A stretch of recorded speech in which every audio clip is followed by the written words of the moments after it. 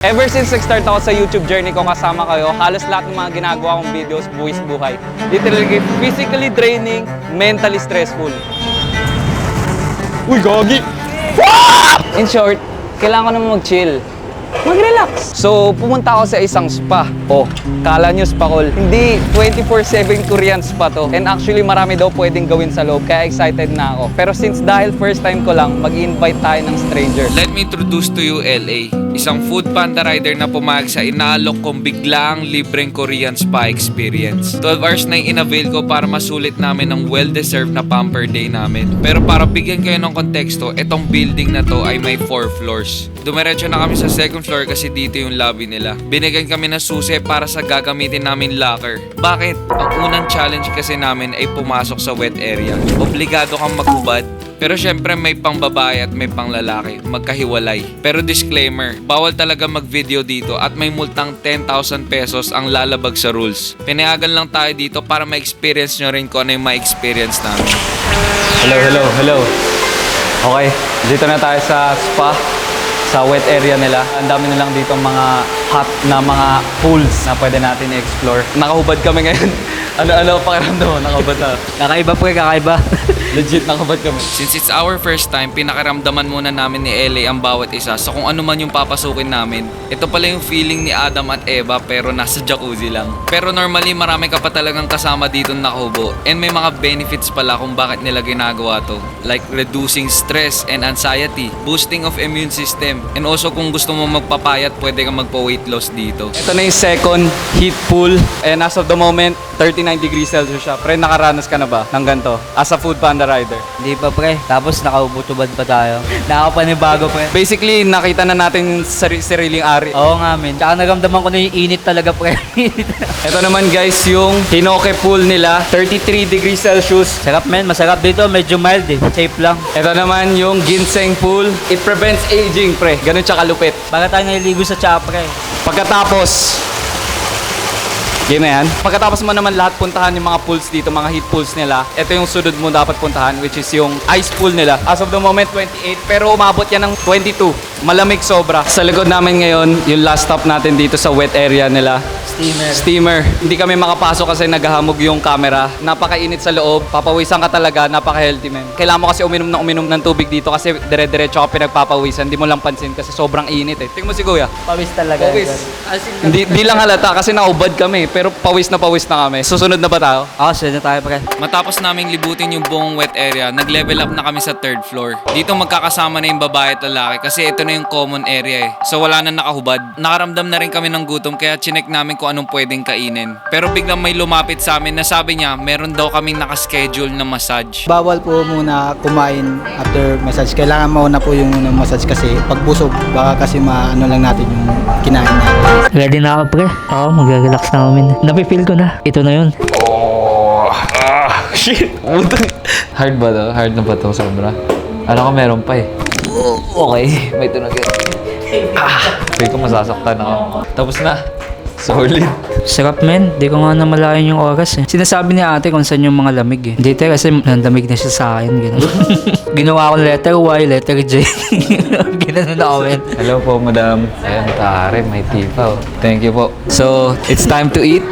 Ilan pong ramen lulutuin po, sir? Tatlo kaya. Tatlo. Okay, salamat po ah. Thank you, love you. Ano, laki mo pansit canton, si Raulo. Walang laki mi dito, boy. Authentic Korean nga eh. At dahil gusto namin magkaroon ng authentic Korean experience, nagpaturo na rin kami kung paano gumawa ng yangmyeori. Yung nilalagay sa ulo. Ito yung nilalagay sa ulo, guys. Para magmukha talaga tayong nasa Korean spa, pre. Ganito yung tradition nila, men. Okay, Korean na ba ako? Maybe not. Dumating na rin yung mga in-order namin pagkain para may dinner na kami. 10 PM na kasi dito sa Korean spa and masasabi ko na habang paggabi ng paggabi, parami ng parami yung tao dito. Try mo ngayon. Sarap. Pre, parang nakmulok. Parang hindi ko mangunguya. Parang mangunguya yan. Ano? Lunok talaga parang. Paano nyo niluto to, kuya? Ano lang, sir? Instant lang po. Instant. Pero ang sarap. Kaya pala ang sarap, no? Oo, sarap. Tama nga no, hinala. Kaya pala masarap. Kasi instant. Madalian na namin inubos yung pagkain namin para masubukan na namin yung mga tinatawag nilang kilns. Alright guys, tapos na kami kumain. Ngayon, tatry naman namin yung mga kilns nila. Sa totoo, hindi ko lang alam kung ano ibig sabihin ng kiln, pero sinearch ko sa internet ngayon. A furnace or oven for burning, baking, or drying. Especially one for calcining lime or firing pottery. Basically, parang oven to, pre. Pasok na tayo. Ready ka na ba? First time. First time ka. Sheesh! Solid! Angas! Ito pa lang yung pinaka malamig sa lahat ng kilns. Sa 4 na kilns, ito yung pinaka malamig. 55 degrees Celsius pa lang to guys. Sobrang init. Ang hirap huminga. Ganun dapat natin siya ginagawa tol. Gawin mo nga, pre, since the first time mo. Yan nga, grabe ang init. Ano yun? Ano yung tunog na yun? Dadagdag ng init. Oh, pre, may challenge ako sa'yo. 20 na jumping jacks. Dali. 1, 2, 3, 4, 5, 6. Habang nagja-jumping jack si LA, sinabihan rin kami ng supervisor na kada pasok namin sa isang kiln, pagtapos, kailangan namin magpasara ng pour sa ice room. Literal na kwarto gawa sa yelo. Are you guys Koreans? Do you know why Koreans do this? The sauna and the ice bath and the sauna and Actually, this is from since for health benefits. Yeah, of course, benefit. Also. Yeah, health benefits. It's my first time also getting naked with other men. You know the sauna. Inaano ko pre kung may usok na yung bibig ko. Puta, lamig nga. Parang feel ko nasa Star City tayo. Snow World. Pagtapos namin sa ice room, inisa-isa na namin yung mga kilns. Okay, second kiln, 66 degrees Celsius. Oh, push up. Kahit 3 lang, pre. Kahit 3 lang. 1. 2. Ba't bumaba na, pre? Ayoko pare. Hindi mo na kaya. Gusto mo na ulit magpamasahe? Parang Wala na, pre. Isang beses lang yun. Okay ka lang? okay lang. Alam mo ba yung pag parang pumikit ka, pili mo katabi mo sa tanas. Pagkadilan mo yung impyerno.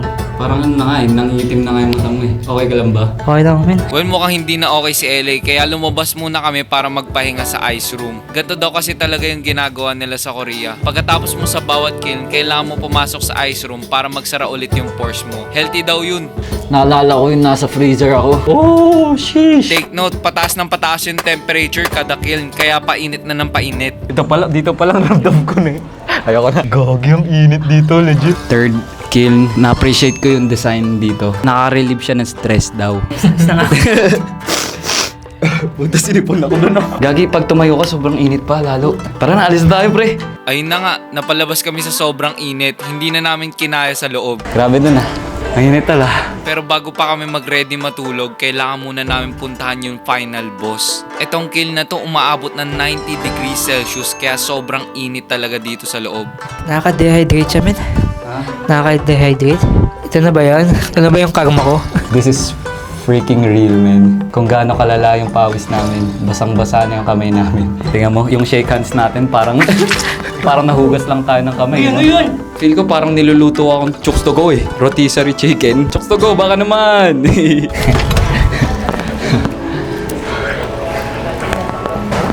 Ano, okay pa? Kamusta ang ating kalusugan? Ano, feeling healthy pero feeling ano na, feeling crunchy na din. Feeling sleepy na ba? Sunod? May ligo ba tayo, pre? Magkakaroon ba? Now it's time to sleep. Meron kang choices dito kung saan ka pwede matulog. At isa na dito ang Donggulbang na parang cave.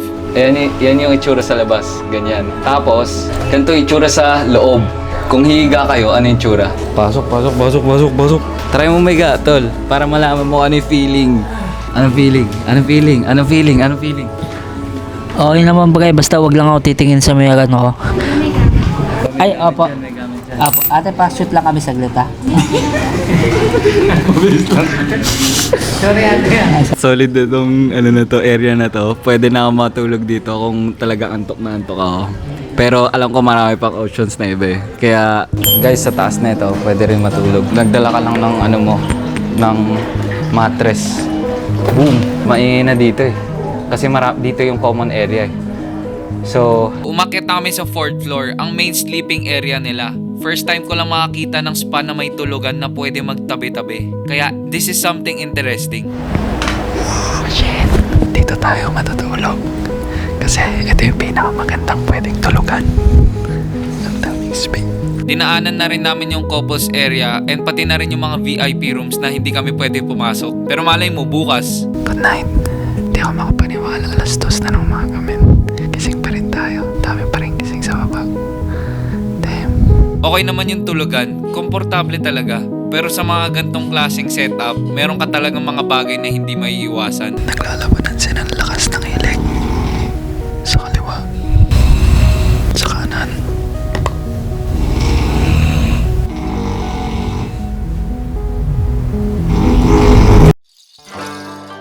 Good morning guys. Jepoy tulog pa sa likod. Uy, tara na men. Tara na. Tayo na lang dito. Jepoy, tara na. Tara na, tara na. Feeling ko bumigit yung katawan ko, pre. Kanina. Guys, may natutulog pa dito. Sarap ng tulog niya eh. Kita niya pa. Walang katao-tao dito guys. Kami lang. Ano masabi mo pre? Next day na. Pagod nakapag-adjust na ako, pre. Naging Koreano na tayo. Legit. Dahil patapos na yung oras namin dito, inikot pa kami ng supervisor. Pinakita rin sa amin yung mga VIP rooms na napaka-luxurious. Pero habang nag-uusap kami, napatanong ako, ano ba yung kabuuan na ibig sabihin nitong video na to? So narinig ko po kanina na ang goal ng Lasema is to make people, Filipino people, feel that they're in Korea while they're in here. Spend their day in here, relax, isip tayo ng tamang tanong para matapos ng maganda. Kasi ito na po yung ending. Kumbaga, pagkalabas namin dito, Korea to Philippines.